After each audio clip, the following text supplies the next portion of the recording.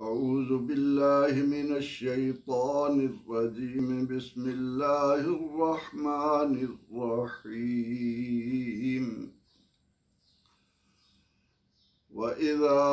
قيل لهم لا تفسدوا في الأرض قالوا إنما نحن مصلحون ألا إنهم هم المفسدون ولكن لا يشعرون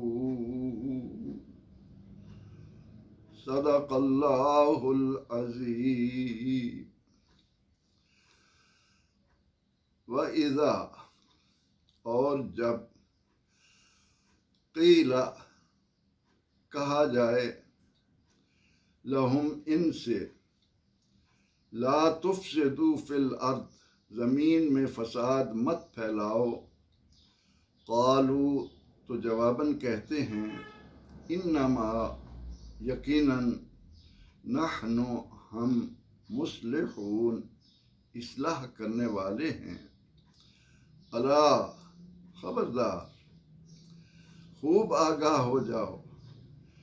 انہم یقیناً یہ لوگ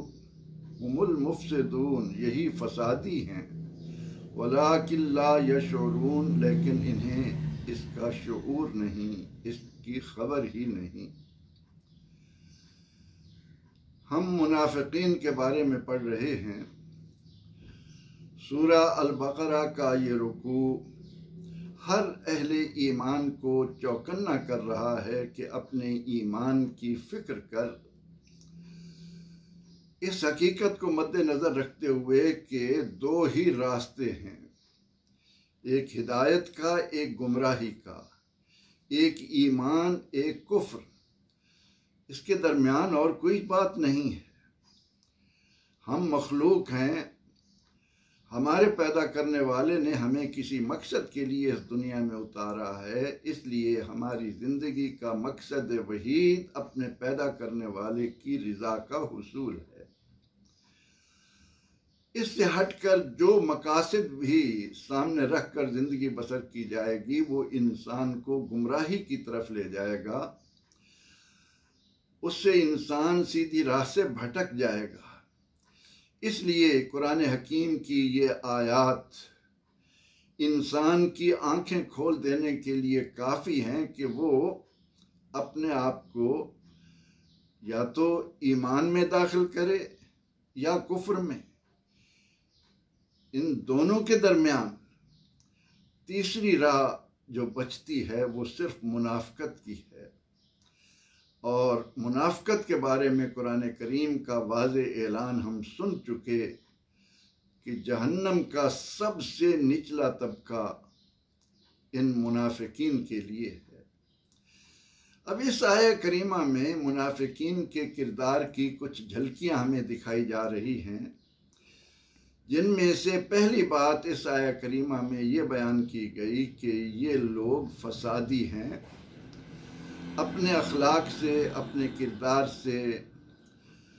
ہر طرف فتنہ و فساد کی آگ پیدا کرنے کی کوششوں میں لگے رہتے ہیں، اور جب انہیں اس گھنونے کردار پر آگاہ کیا جائے کہ بھائی فتنہ نہ پھیلاؤ، تمہاری اس طرز عمل سے مسلمانوں کے درمیان ایک انتشار پیدا ہو رہا ہے، تو وہ کہتے ہیں جاؤ میاں تمہیں کیا معلوم، ہم تو اصلاح کرنے والے ہیں، ہم تو ایسی راہ اختیار کر رہے ہیں کہ ہر طرح کا طبقہ آپس میں پیار اور محبت کے ساتھ رہے، رواداری کے ساتھ رہے۔ اللہ اکبر! قرآن کریم نے فتنے کو قتل سے زیادہ سخت قرار دیا۔ قرآن کا ادنیٰ طالب علم ہونے کی حیثیت سے میں اگر یہ کہوں کہ قرآن کریم فتنہ و فساد کو شرک سے بھی بدتر قرار دیتا ہے تو یہ بے جا نہ ہوگا۔ ہم دیکھتے ہیں کہ موسیٰ علیہ السلام جب اپنی قوم کو اپنے بھائی کے حوالے کر کے گئے تو قوم نے بچڑے کی پوجا شروع کر دی۔ حضرت موسیٰ علیہ السلام آئے، قوم کی یہ حالت دیکھ کر آگ بگولا ہوئے اور اپنے بھائی ہارون پر ناراض ہوئے کہ یہ کیا؟ تو اس موقع پر حضرت ہارون کا جواب یہ تھا، بھائی میں کیا کرتا، مجھے تو یہ اندیشہ ہو گیا تھا کہ یہ آپس میں متفرق ہو جائیں گے، ان کے اندر فتنہ و فساد کھڑا ہو جائے گا۔ تو یہ آیہ کریمہ انسان کو اس حقیقت کی طرف متوجہ کر رہی ہے کہ حق کی راہ اختیار کر، خواہ اسے اختیار کرنے کے لیے تجھے اپنی جان کی بازی لگانا پڑے، اپنا مال خرچ کرنا پڑے، اپنے وطن سے ہاتھ دھونا پڑے، اپنی اولاد سے ہاتھ دھونے پڑیں، لیکن حق کا دامن کسی حال میں ہاتھ سے نہ جانے پائے۔ وہ لوگ جو مصلحت کوشی کے نام پر وجود میں آتے ہیں اور اس طرح کی فکر کو پروان چڑھانے کی کوشش کرتے ہیں کہ لوگوں کے درمیان اصلاح پسندی ہو، وہ منافق ہیں۔ قرآن کریم اس آیہ کریمہ کے ذریعے ہمیں اسی حقیقت سے آگاہ کر رہا ہے کہ جب نبی اکرم رحمت عالم صلی اللہ تعالی علیہ وسلم نے مدینہ منورہ میں حق کا علم بلند کیا تو مہاجرین اور انصار میں سے مخلصین آپ کے ساتھ تھے۔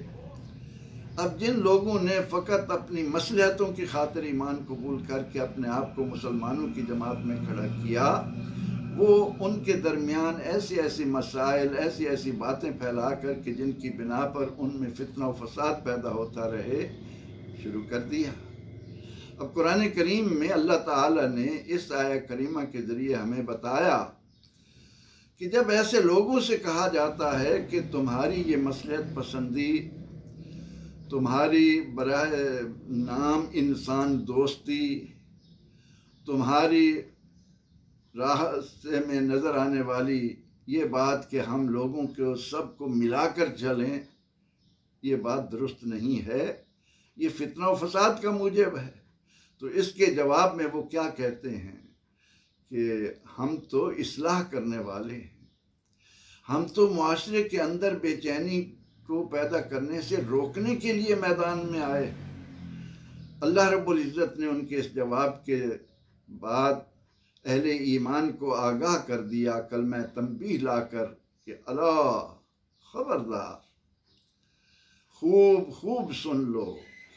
تمہیں اس حقیقت کا ادراک ہونا چاہیے کہ ان لوگوں کا یہ اخلاق، یہ کردار مومنانہ نہیں ہے، یہ اللہ اور اس کے رسول صلی اللہ علیہ وسلم کی رضا کے برعکس ہے۔ قرآن تو ایمان والوں کو اس بات کی تعلیم دے رہا ہے کہ اللہ و رسولہ احق ان یردوہ ان کانوا مومنین۔ جو لوگ صاحب ایمان ہونے کا دعویٰ رکھتے ہیں، جو لوگ یہ اعلان کرتے ہیں کہ ہم مومن ہیں، تو انہیں اپنی زندگی کا ایک ایک لمحہ اللہ جل مجدہ اور اس کے ذی شان رسول صلی اللہ علیہ وسلم کی رضا کے لیے وقف کر لینا چاہیے۔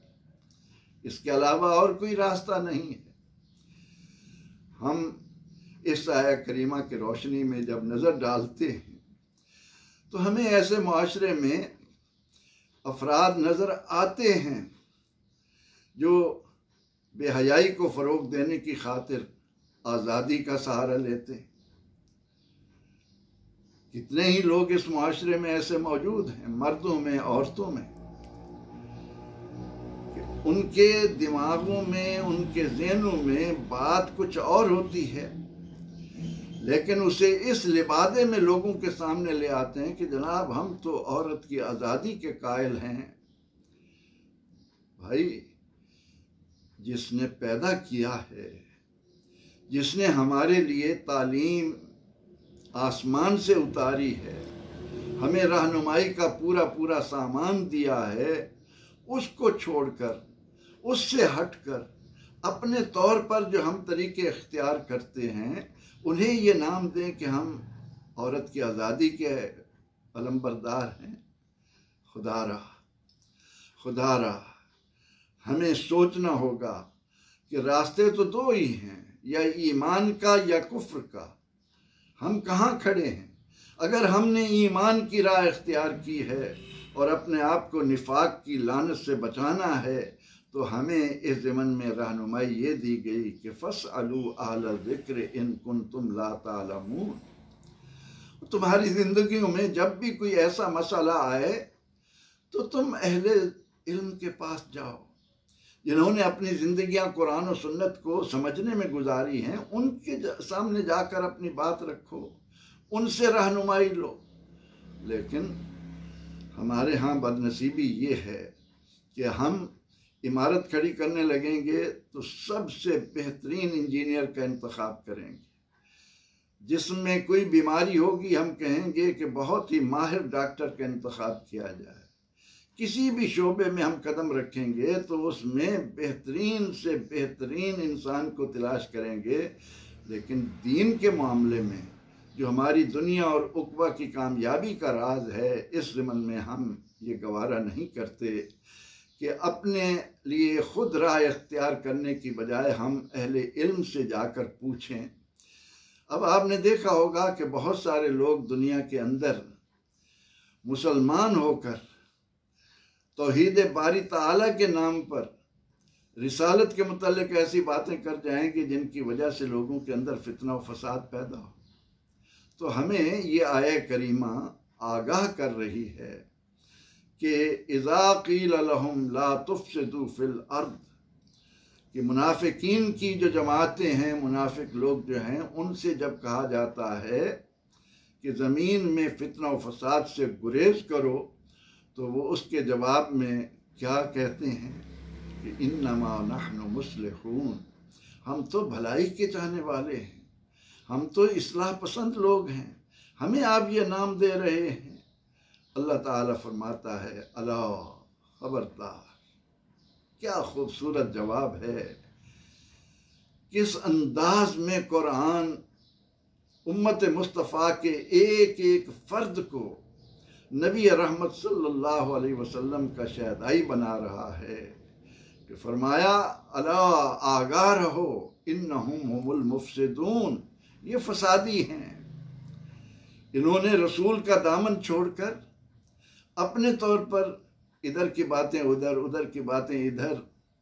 اور لوگوں کے اندر فتنہ و فساد کی آگ بھڑکانے میں مصروف ہیں اور کہتے ہیں کہ ہم اصلاح پسند ہیں۔ حقیقی معنوں میں اصلاح پسند وہ ہے کہ جس نے دامن مصطفیٰ کو مضبوطی سے تھاما اور اس طرح سے اس سے چمٹ گیا کہ دنیا کی تند و تیز آندھیاں چلیں، فتنہ و فساد کے بازار گرم ہوں، لیکن وہ کسی بھی حال میں رحمت مصطفیٰ صلی اللہ علیہ وسلم سے دور نہ ہٹے۔ اس لیے یہاں پر ہمیں غور کرنا ہے کہ جب میں نے کہا لا الہ الا اللہ محمد رسول اللہ، تو پھر محمد عربی صلی اللہ تعالیٰ علیہ وسلم ہی میرے لیے منزل کا آخری اور سچا نشان ہے۔ اس راہ سے ہٹ کر، اس راہ سے دور ہو کر خلاف پیمبر کسے راہ گزید، ہرگز بمنزل نخواہد رسید۔ دامن مصطفیٰ چھوڑ کر جو جس جانب بھی چلا وہ منزل سے بھٹک گیا۔ اللہ رب العزت ہمیں نفاق کی ان غلاظتوں سے، نفاق کی ان شر پسندیوں سے محفوظ فرما کر راہ راست پر چلتے رہنے کی توفیق عطا فرمائے، آمین۔ وآخر دعوانا ان الحمد للہ رب العالمین۔